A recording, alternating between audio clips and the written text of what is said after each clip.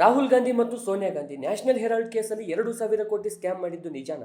ಈ ಕೇಸ್ ಬಗ್ಗೆ ಒಂದೇ ಒಂದು ನಿಮಿಷದಲ್ಲಿ ಕ್ಲಿಯರ್ ಆಗಿ ಹೇಳ್ತೀನಿ. ವಿಡಿಯೋನ ಕೊನೆವರೆಗೂ ನೋಡಿ. 1938ರಲ್ಲಿ 5,000 ಸ್ವತಂತ್ರ ಹೋರಾಟಗಾರರು ಸೇರಿ ಒಂದು ಕಂಪನಿಯನ್ನು ಸ್ಥಾಪನೆ ಮಾಡ್ತಾರೆ. ಅದರ ಹೆಸರು ಅಸೋಸಿಯೇಟೆಡ್ ಜರ್ನಲ್ ಲಿಮಿಟೆಡ್ (AJL). ಈ ಕಂಪನಿಯನ್ನ ಇನಿಷಿಯೇಟ್ ಮಾಡಿದ್ದು ಜವಾಹರ್ಲಾಲ್ ನೆಹರು. ಇದರ ಮುಖ್ಯ ಉದ್ದೇಶ ಇಂಡಿಪೆಂಡೆನ್ಸ್ ಮೂವ್ಮೆಂಟ್ ಅನ್ನ ಸಪೋರ್ಟ್ ಮಾಡೋದಾಗಿತ್ತು. ಹಾಗೆ ಈ ಕಂಪನಿ 3 ಭಾಷೆಗಳಲ್ಲಿ ಪತ್ರಿಕೆಗಳನ್ನು ರಿಲೀಸ್ ಮಾಡ್ತಾ ಇತ್ತು. ಅದರಲ್ಲಿ ನ್ಯಾಷನಲ್ ಹೆರಾಲ್ಡ್ ಕೂಡ ಒಂದು. 2008ರಲ್ಲಿ ನ್ಯಾಷನಲ್ ಹೆರಾಲ್ಡ್ ಅನ್ನ ಓನ್ ಮಾಡ್ತಾ ಇದ್ದ AJL ಕಂಪನಿಯನ್ನ ಶಟ್ ಡೌನ್ ಮಾಡ್ತಾರೆ. ಇದಕ್ಕೆ ಕಾರಣ 90,25,00,000 ಕಾಂಗ್ರೆಸ್ನಿಂದ ಸಾಲ ಪಡೆದಿರುತ್ತೆ. ಆ ಸಾಲವನ್ನು ತೀರಿಸೋಕ್ಕಾಗಿರೋದಿಲ್ಲ.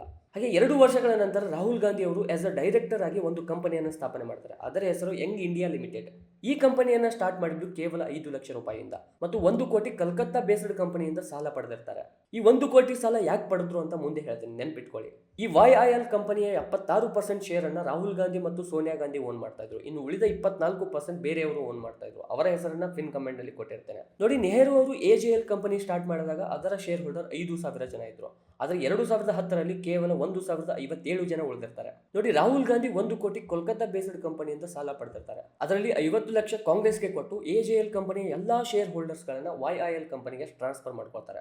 ಇದು AJL ಶೇರ್ ಹೋಲ್ಡರ್ಗೆ ಗೊತ್ತಿರೋದಿಲ್ಲ. ಹಾಗೆ AJL ಹೊಂದಿದ 2,000 ಕೋಟಿಗೂ ಹೆಚ್ಚು ಮೌಲ್ಯದ ಅಸೆಟ್ ಗಳನ್ನ ತಮ್ಮ ಹೆಸರಿಗೆ ಮಾಡ್ಕೋತಾರೆ. ಹಾಗೆ 5 ಲಕ್ಷಗಳಲ್ಲಿ ಸ್ಥಾಪನೆ ಮಾಡಿದ ಈ ಯಂಗ್ ಇಂಡಿಯಾ ಲಿಮಿಟೆಡ್ ನ ನೆಟ್ವರ್ತ್ 15 ವರ್ಷಗಳಲ್ಲಿ 800 ಕೋಟಿಗೆ ತಲುಪಿರುತ್ತದೆ. ಇದನ್ನೆಲ್ಲ ತಿಳಿದ ಸುಬ್ರಹ್ಮಣ್ಯಂ ಸ್ವಾಮಿ ರಾಹುಲ್ ಗಾಂಧಿ ಮತ್ತು ಸೋನಿಯಾ ಗಾಂಧಿ ಮೇಲೆ ಕೇಸ್ ಹಾಕ್ತಾರೆ. 2008ರಲ್ಲಿ ಈ AJL ಕಂಪನಿಯನ್ನ ಕ್ಲೋಸ್ ಮಾಡಿರ್ತಾರೆ. ಆದರೆ 2016ರಲ್ಲಿ ಡಿಜಿಟಲ್ ಫಾರ್ಮ್ಯಾಟ್ ನಲ್ಲಿ ನ್ಯಾಷನಲ್ ಹೆರಾಲ್ಡ್ ಅನ್ನ ಮತ್ತೆ ಓಪನ್ ಮಾಡ್ತಾರೆ. ಈಗ ಮತ್ತೆ ED ಇಂದ ರಾಹುಲ್ ಗಾಂಧಿ ಮೇಲೆ ಮತ್ತು ಸೋನಿಯಾ ಗಾಂಧಿ ಮೇಲೆ FIR ಅನ್ನ ದಾಖಲೆ ಮಾಡಲಾಗಿದೆ. ಇನ್ನು ಸುಪ್ರೀಂ ಕೋರ್ಟ್ ಇಂದ ಯಾವುದೇ ಜಡ್ಜ್ಮೆಂಟ್ ಕೂಡ ಬಂದಿಲ್ಲ.